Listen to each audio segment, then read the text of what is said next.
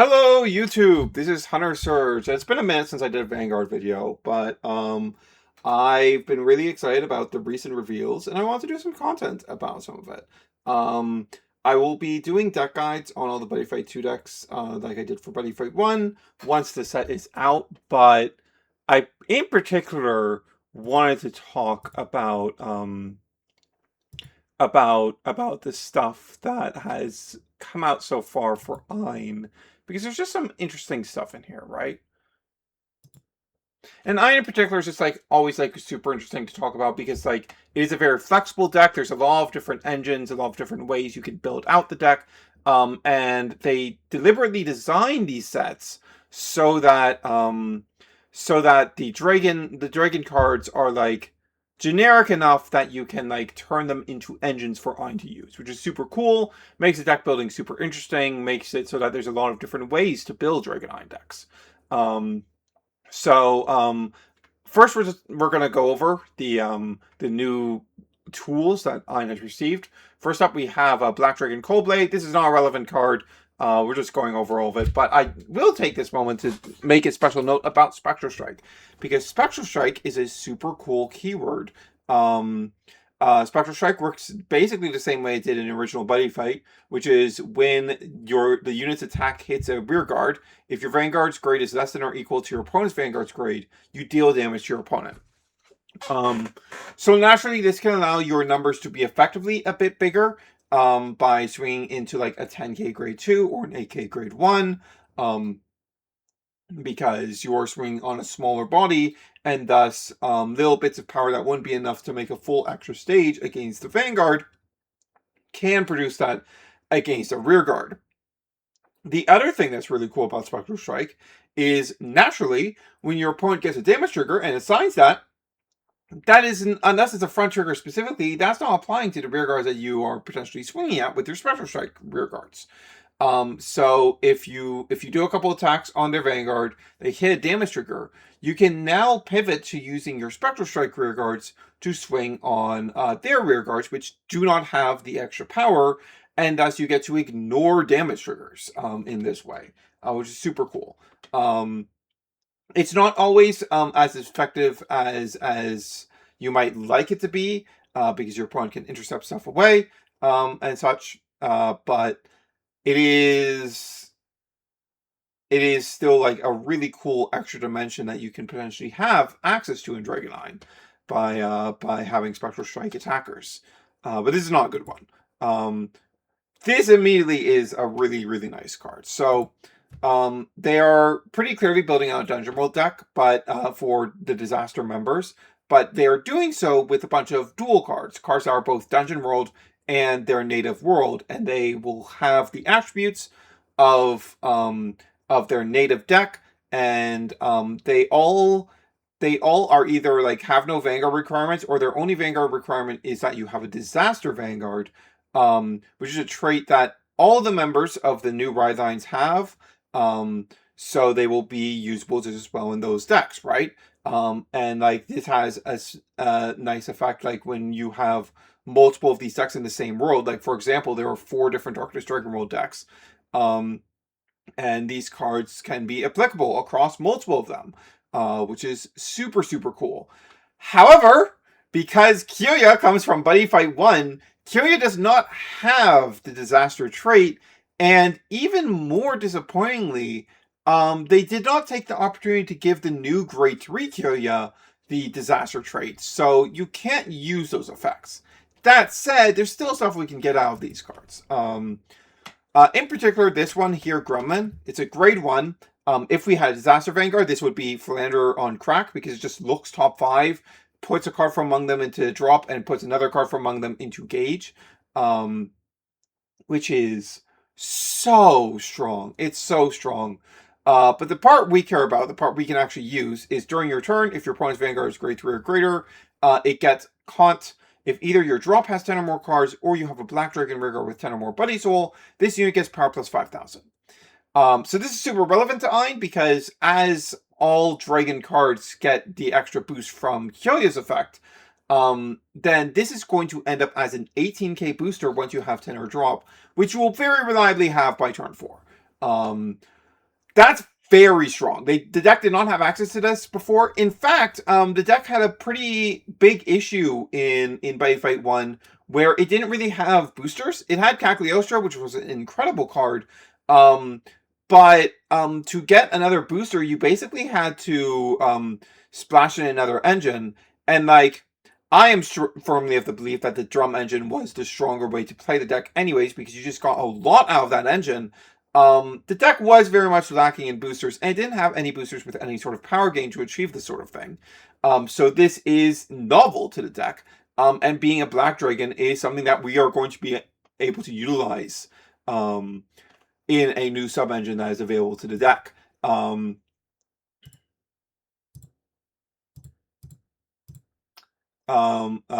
Let's get into that, right? Because we have a couple more Black Dragons right here. So this is Deathgaze Dragon SD. And this has Spectral Strike. It's a grade 1. When it hits an opponent's rearguard, it also gets to forces your opponent to drop a card from their soul. Or if they're another Buddyfight deck, your opponent can drop something from their gauge as well, which is a cool little thing, but you're not really going to be using it for this most of the time. The big draw of Deathgaze Dragon SD is that it has a drop effect if you have a buddy monster with Deathgaze Dragon in its card name, and all of your rearguards have a different name from this card. You Soul Blast 1 and call it to rear. So a lot of the appeal of the drum engine in Buddyfight 1 was that we got access to Drum SD. Let's pull up Drum SD real quick. There he is. Drum Bunker Dragon SD, which was when you called a drum with a different name from Drum Bunker SD, you could Soul Blast 1 to bring it back. This made it a really solid booster for the deck because it was like actual discard fodder, which the Ein cards did not give you inherently. And in addition to that, it was really good fodder for Aussie because there was a pretty simple line where you would get Drum Bunker SD on the field, then pop it for Aussie to play out the Aussie, and then you would be able to evolve that drum into another version of drum and call back out the Drum Bunker SD in the same turn. You can do that with Deathgaze Dragon SD as well, much more easily, because instead of being an auto condition to revive, it's just an act. As long as you don't have another copy and your buddy is Deathgaze, then it's online. Soul, as ever, is the main constraining factor here because we lose our grade 0 from Soul automatically by the way of how flags work. And we don't really have any ways to get additional Soul. But this card is still extremely powerful and like on its own is a very high incentive to run a Black Dragon package because this is a very, very strong card. And let's talk about the card we would buddy to enable that, which is Deathgaze Dragon. So this is a grade 2, and when it's placed on rear, you get to counterblast 1 and choose a Black Dragon with a grade less than or equal to your Vanguard and a different name from this card from your drop and call it to rear. So this is also a really good board builder. It has a power plus 5k effect that unfortunately we cannot use because it requires a Disaster Vanguard. It has a double attack ability that we can't use because it requires a Divinez Vanguard. But it does have Spectral Strike. And frankly, just the revival effect and the Spectral Strike plus turning on Deathgaze SD is more than enough to justify this card. Because reviving Black Dragons is pretty good. Because our new 18k booster that we just got access to is a Black Dragon. So this is another way for us to lean into the power of that card. Like it being revivable makes it even stronger.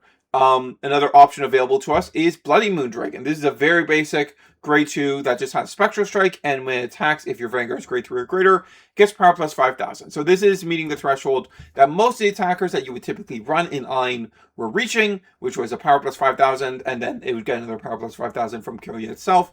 So it'll be 20k, and then hit 33k pretty easily with any booster in the deck, right?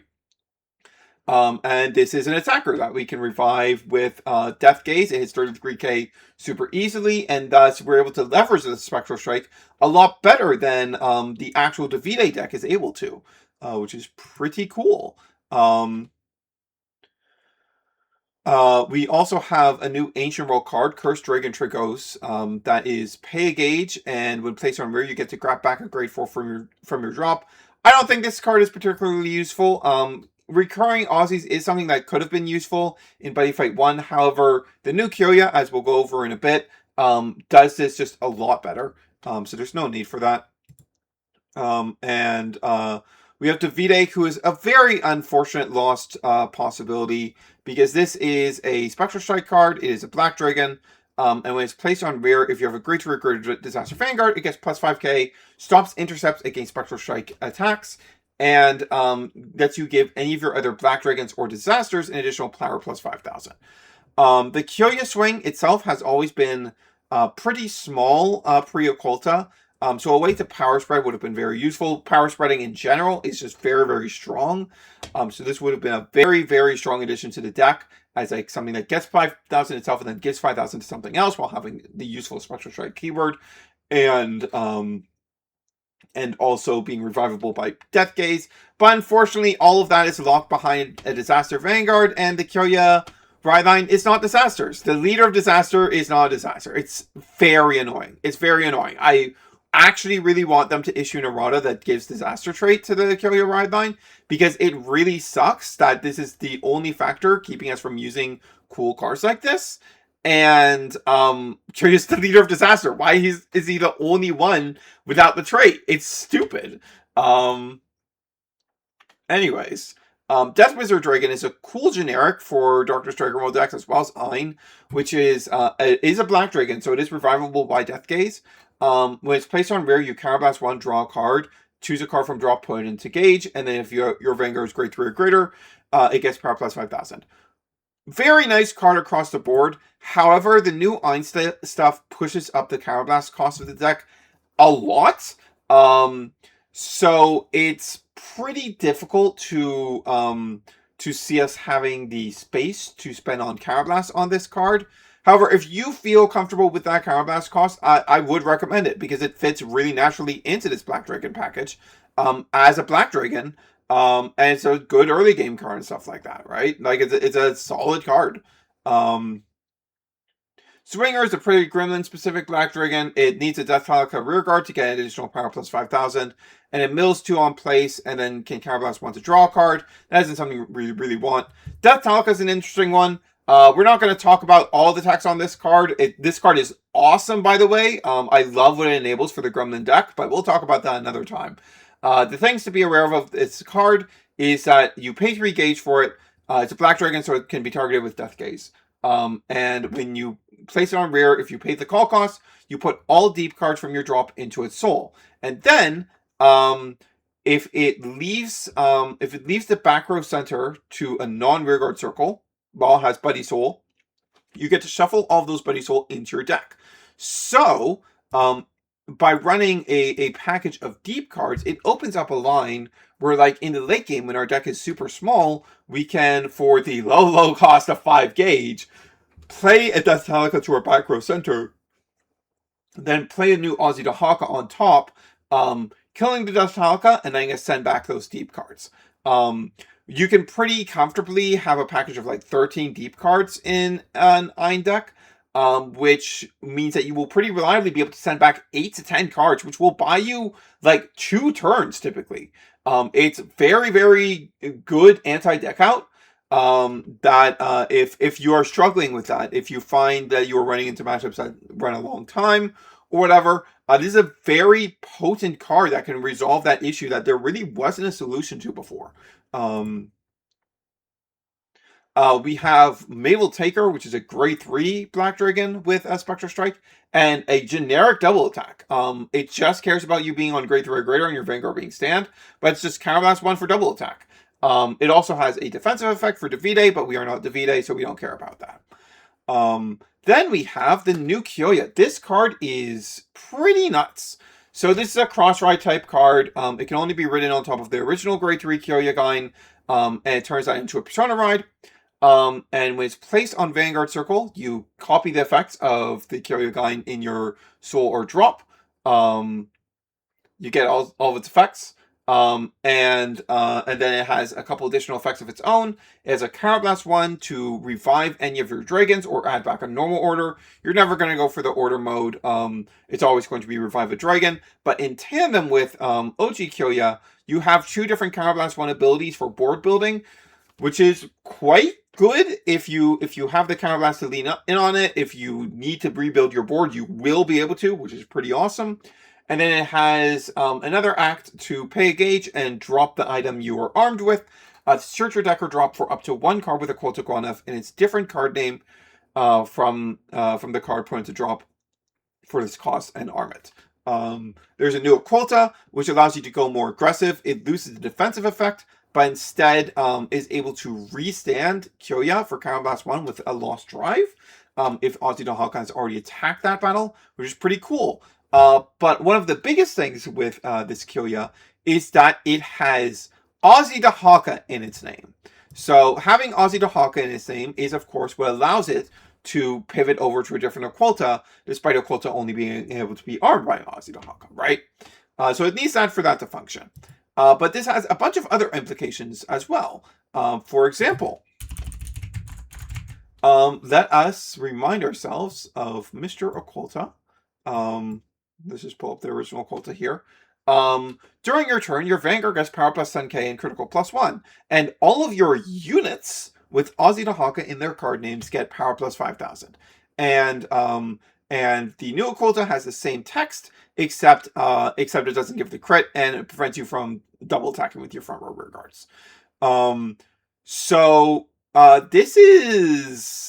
This means that your Kyoya, once you hit turn 4, which is when Oculta comes into play anyways, your Kyoya just has an additional 5,000 on him at all times.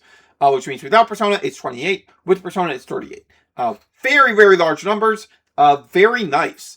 But there's one more application of this this new Ozzy the Hawka-ness of Kyoya, which is very powerful. Let's talk about Zahawk. So Zahawk was a card that I did not like at all in the original wave. Because it had a power plus 5,000, shield plus 5,000 ability, but its big thing was when it's placed on mirror, you could Soul Blast 1 to look top 7 for an Oculta or an Ozzy the Hawka.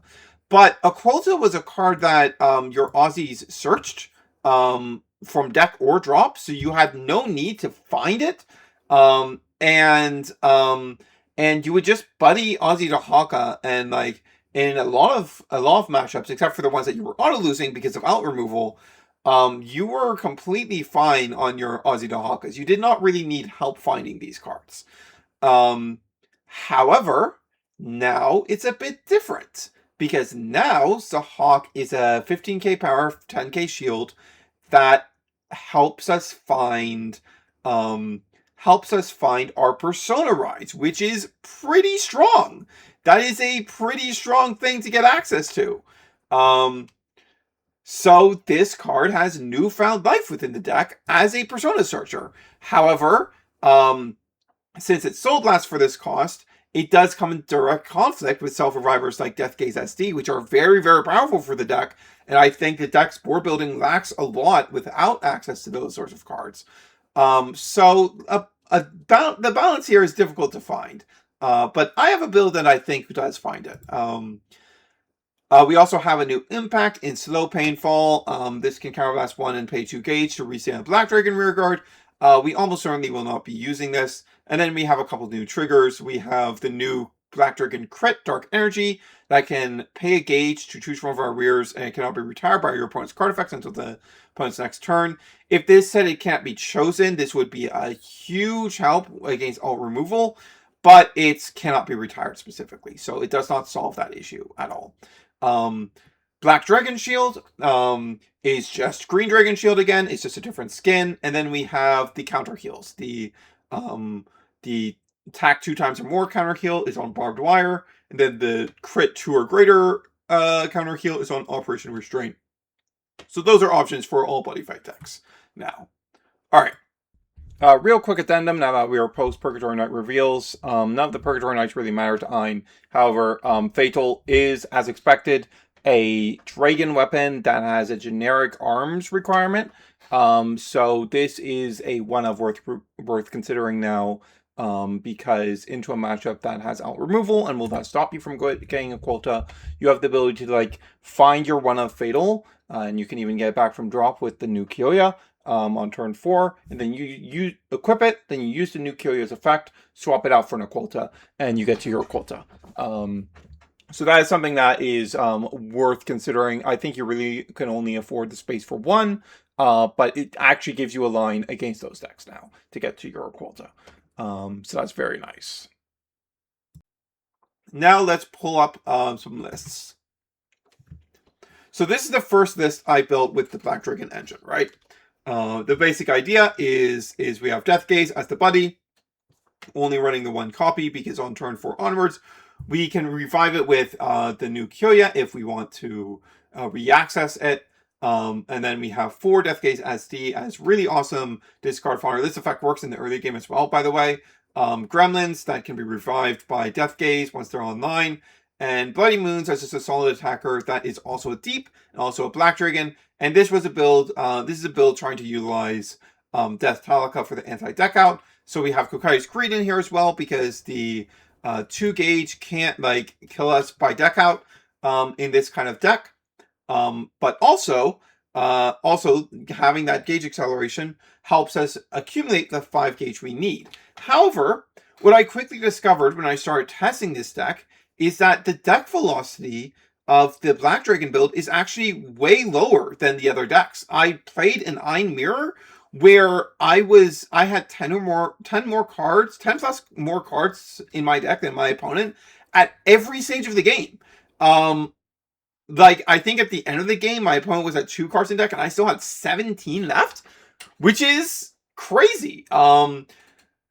And like deck out is a particular concern for Ein because as a deck that can go to 7 damage and as a deck that has access to a free 15k shield every turn on a Kolta, you have a lot of capacity to play a long game. And so the deck out issues that the deck faced in its previous iterations were pretty troubling because they meant that you couldn't really lean into that. So that was the initial idea, but like what I ended up finding was, oh, the Black Dragon engine is just very good. And it's providing a similar output to what the Drum engine was without, with far less deck velocity. So given that, I ended up moving to a different idea that still utilized the Black Dragon stuff. But if you want, if you're worried about deck out, if you have particularly long matchups that you have to worry about, then this is, I do think this build is still the best way to go about making sure you never deck out, right? But I think this build, is probably where I'm going to land on. We still have the Purgatory Knight reveals left to go, so that could change things. But I have a hunch that those aren't going to be able to play super well with Ein. So this will probably end up being what we go with. So the basic concept here is, okay, we run a smaller Black Dragon package. We're only on 2 Bloody Moons. We're still on 4 Death Gaze SDs because it's the only really good discard fodder in the deck. And we have 2 Gremlins, right? That gives us an attacker we can revive, a good booster that we can revive, and of course the self-reviver. So then we use the rest of the slots that we have opened up with this on some good generics. And one of the things I want to lean into is the fact that Zahhawk is now a Persona Searcher. However, as established, this costs Soul, and so does Death Gaze SD. And both these cards are very good. How do we resolve that? The answer is, what if we played 8 fronts? This was a solution that Zanya came to, of course, last set. What do I do if I miss my Persona ride? Then I won't have any soul for either my Zahhawks or my Death Gaze, right? For my Clear Serenities, right? That was the issue that Zanya was facing. It needed extra soul for Clear Serenities. So we went, okay, fronts are actually pretty similar to crits in pressure. In fact, in a lot of cases, they're better. They can be way better sometimes. So what if we just went 8 fronts and just went in on the soul fronts while still keeping our 20k fronts in the deck? And we can go for the same thing here. The Buddy charges gives us a lot more soul to play with, and thus we can really lean in on having both Death Gaze, SD, and Zahhak, which can lead to some powerful stuff. And then we just fill out the rest of the slots with Thunder Knight's Drum, who is just like a self-contained unit of a card. If you have forgotten, Thunder Knight's Drum is you pay a gauge, put the top card or a card from your drop into this card's Buddy Soul, and then it gets plus 5k when it attacks into a Grade 3 or greater unit. So it hits that basic threshold of power that we want to be seeing in the deck. And when it's moved from Rearguard to a Guardian Circle, it gets shield plus 5,000, and then it gets another shield 5,000 for each card in its Buddy Soul. So it's a removal resistant unit that intercepts for 15k if your opponent doesn't try to remove it. But if they do try to remove it, it lives and then still intercepts for 10. So just a very, very solid card that is very good at filling slots in the deck. I have been very impressed with how this deck has been performing. And I think this is very promising. The numbers have gotten, the numbers are better. The deck's longevity is a lot better. The deck's board building capacity is a lot better. You spend a lot of Counterblast sometimes. Like if you go for a full output Crossride Kyoya turn, that costs 4 Counterblast for the Ozzy the Hawker restand, the Kolta restand, the top 5, and the revive. That's a lot of Counterblast. But you naturally have 7 to work with every game, and cards like Black Dragon Shield and Blue Dragon Shield, which have their countercharge 1 if all of your damage is face down effects, those are actually useful now because we have enough Counterblast to actually run up on that condition, right? Which is pretty cool. You have to be pretty specific with when you used it because it's always going to have to be the first attack of the turn that you're using these on, because if you've taken any damage, then you won't have all face down damage anymore. But it's still it's strong stuff. It's I'm very impressed with this deck. As I said, I will of course be like covering the Buddyfight 2 decks as a whole when we're closer to the English release in a similar format to what I did last time. But I want to talk about this one right now because I really like what this Black Dragon engine is doing for the deck. And Ein is just cool. Ein is just cool to build for, man. I don't know what to tell you. Alright, that's gonna be it for me. This is Hunter Church signing off.